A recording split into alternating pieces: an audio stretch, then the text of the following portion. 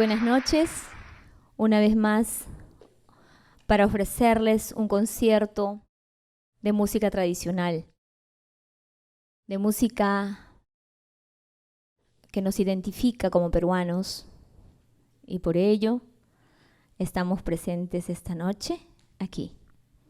Empezamos, maestros, con Mira, un tema que incluye el primer disco y es de letra, o la letra le pertenece al gran Julio Humala Lema. Con ustedes, Mira. Vamos, maestros.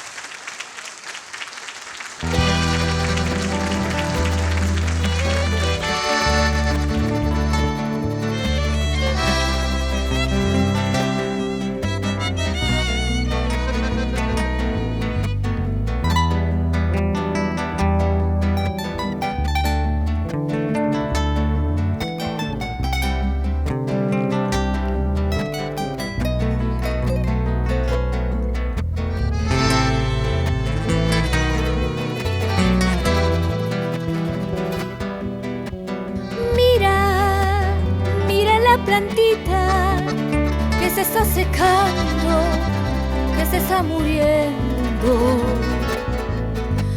Mira que le falta agua, le falta abrigo, le falta amor. De verdad vendrán aves tristes a beber de mi agua y a comer los tallos que me han de quedar. Esas golondrinas tocarán su canto, triste en alegría, luz de oscuridad. Esas golondrinas tocarán su canto, triste en alegría, luz de oscuridad.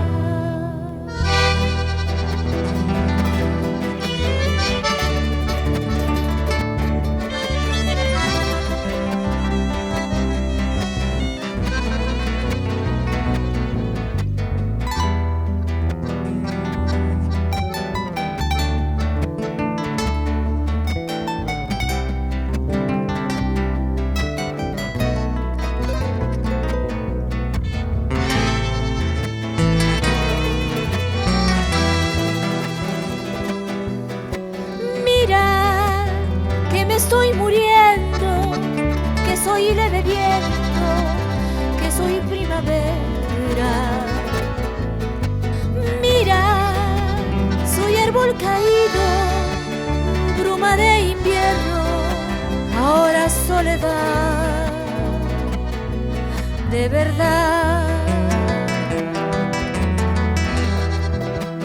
vendrán aves tristes a beber de mi agua y a comer los tallos que me han de quedar. Esas golondrinas trocarán su canto, triste en alegría, luz de oscuridad.